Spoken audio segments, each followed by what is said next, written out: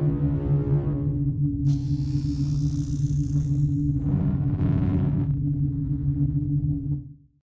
is proudly sponsored by Gecko Cards, your go-to store for all things Yu-Gi-Oh! Check out the link in the description for great deals, fast shipping, and to help us out. What's up, duelists? Welcome back to Team Orion. I'm Chris, and today I thought I'd show off my P.U.N.K Psychic Toolbox deck for Yu-Gi-Oh! Genesis. It's currently 99 points. I took this to the Open, UK Open, the Genesis event. Unfortunately, I didn't do too well, but I thought I'd make some tweaks and show you guys the progress that I've made. Without further ado, let's just get straight into the deck. So, for the P.U.N.K side, playing 3 Ogre Dance, because it's 0 points, searches any P.U.N.K. 3 Rising Scale, the main part of our deck, it's 3 points. I've decided to max out on it for 9 points, summons any P.U.N.K from deck or grave, or even add it to hand. 3 Xeomin, because it's 0 points and searches you any P.U.N.K monster in the game. 2 Foxy Tune, because I thought with it at 3, it cost a bit too many points. 2 of them though, definitely nice to see in hand, definitely nice to search it off Xeomin. 2 Dear Note, because I felt like having 3 of them in the deck was a bit bricky. I sometimes draw one, then I can summon one off Rising Cart, for example. Felt like 2 was perfect, especially for this deck. Then the one-offs, playing 1 Wagon, 1 Sharakusai, 1 Extreme Session.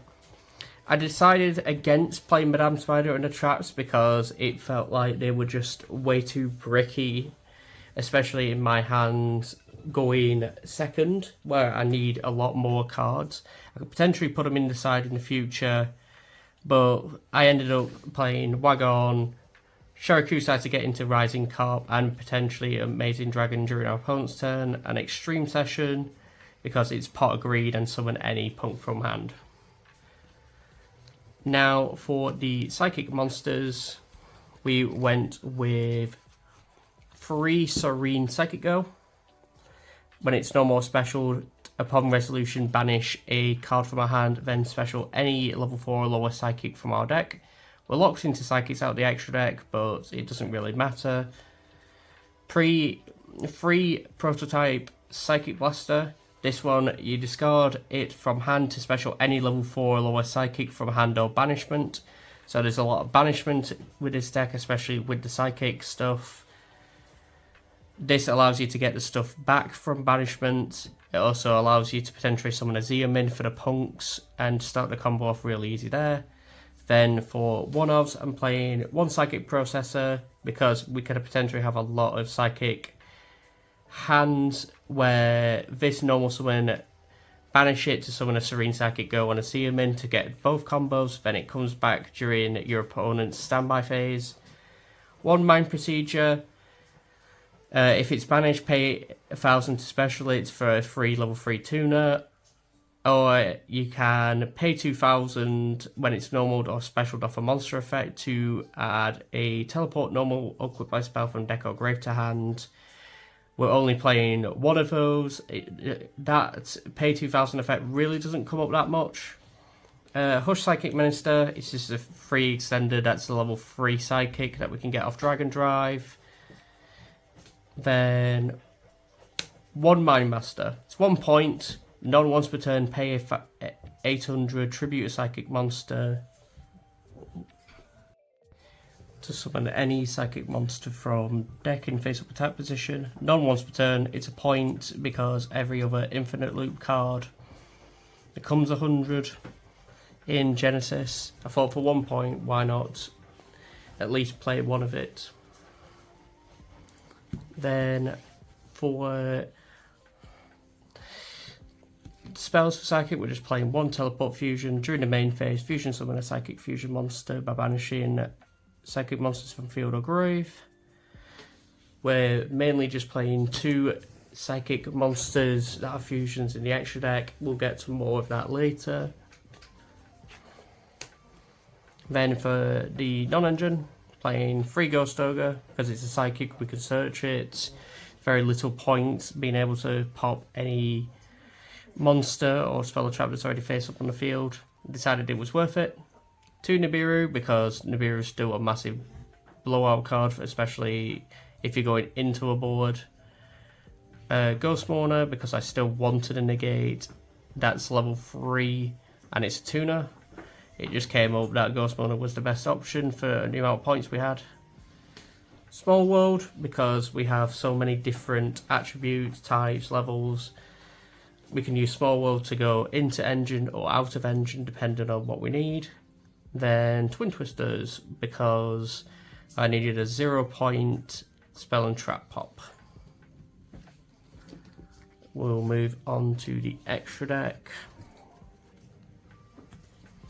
We'll start with the fusions with Axon Kicker, Oracle, and Axon Kicker.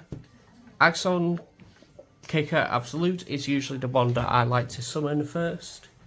So it must be first fusion summoned, it can't be destroyed by card effects. If it's fusion summoned, pay 2,000 to banish all face-up cards your opponent controls.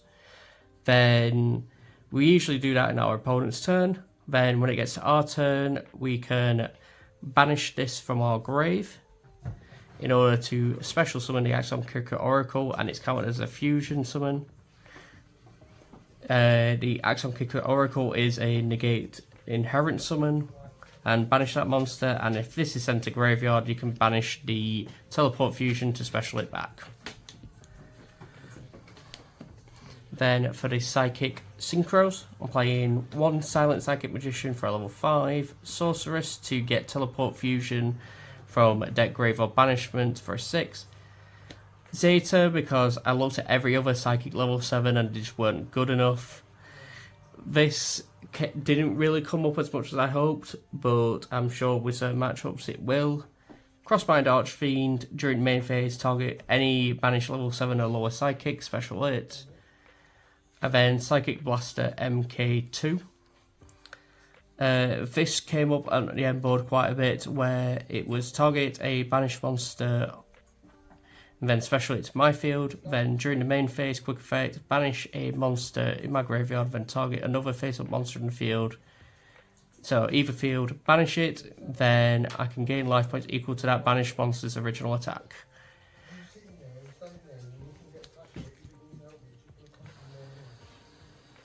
So for the punks, playing 1 Rising Carp, pretty much part of the standard combo, using Syracuse to go into this. Syracuse Rising Carp will tribute itself to summon usually Zia Min or Wagon and a Deer Note in order to make Dragon Drive. Dragon Drive is 15 points and good reason. Take 600 and grab any level 3 Psychic from our deck, either out to hand or send it to grave, and if it's in the grave and they activate an effect in response to a punk card or effect activation, we can special it back. Then playing 2 Punk Jam Fever. I ended up playing 2 of these above anything else because we can, in theory, overlay it over one of our synchros, such as Dragon Drive, get the draw. Then if it gets removed off our field, we can at least make another one because it's also a monster negate. Then 1 Amazing Dragon, more to make in our opponent's turn. If it's synchro summoned, you can target cards up to the number of level 3 psychics with different names you control, and in your grave return them to hand. As you've seen, there's a lot of level 3 psychics. Just ended up actually being a very powerful card, but not as powerful as these 2 here. So level 11 psychic monsters, you've got Psychic End Punisher, it's 20 points, but it's very much worth it. If your life points are less than or equal to your opponent's, which usually with punks you are going to be lower, it's unaffected by your opponent's activated effects. Start battle phase, make it gain life points equal to the life points difference. Usually this is an OTK machine itself. This I usually make for going first. When your opponent activates a card or effect, you gain 300 when it resolves. Then any point during your opponent's turn, you can pay 1500 and tribute this card to blow up any face-up monsters or any face-up spell and traps. Then finally, just a random extra card being XC's Armor Torpedo.